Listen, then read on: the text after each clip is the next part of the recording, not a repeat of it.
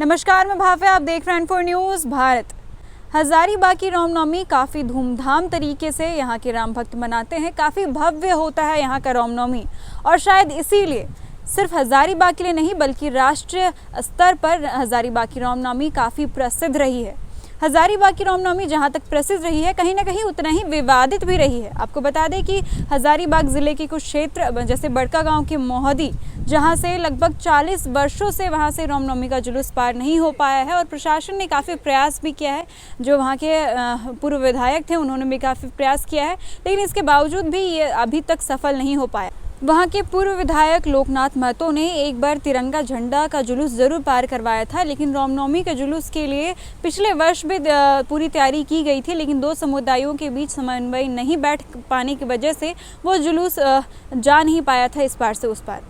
इसी के साथ बदलते तकनीक के साथ साथ ढोल ताशे बजाने के तरीके भी बदलते जा रहे हैं।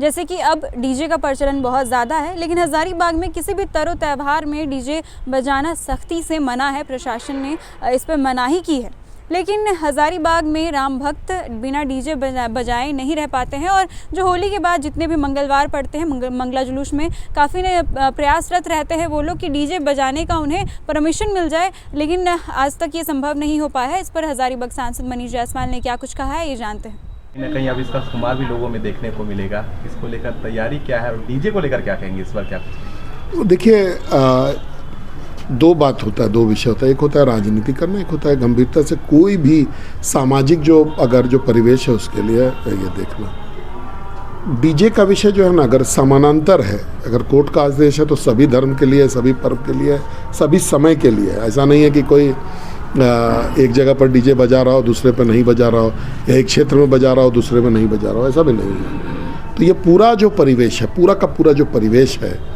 वो ये है कि अगर सब आप धर्म का सम्मान करना चाहते हैं तो हजारीबाग का रामनवमी इंटरनेशनल रामनवमी है, पूरे विश्व में इसकी ख्याति है, तो इसको अपने पूर्ण वैभव से निकलने देना चाहिए। जो पारंपरिक तरीके से जो होता है, जब हम लोग परंपरा की बात करते हैं, बहुत सा चीज़ रूल बुक में नहीं होता है लेकिन परंपरा में होता है। आज 100 साल से पुराना इतिहास है इस रामनवमी का।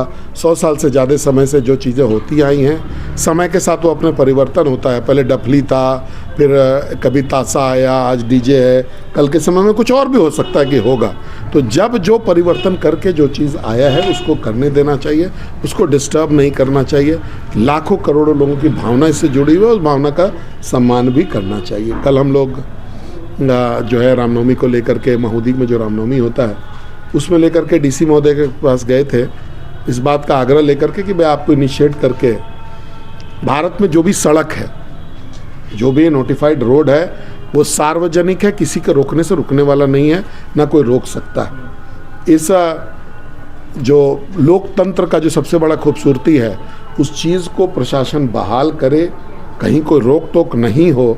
इस बात को लेकर के कल हम लोग डीसी से मिलने गए थे कि आप पहल कीजिए और दोनों धर्मों को, दोनों समुदाय के बीच का एक सामंजस्य स्थापित करके जो पारंपरिक तरीके से जो निकलता है जुलूस, उसको निकलने देना चाहिए। हम लोग जिला प्रशासन से, सरकार से ये भी आग्रह करेंगे कि बिना वजह व्यवधान नहीं पैदा करना चाहिए। अगर आप व्यवधान पैदा करिएगा तो असंतोष होगा। असंतोष जो है वो लड़ाई का जड़ है।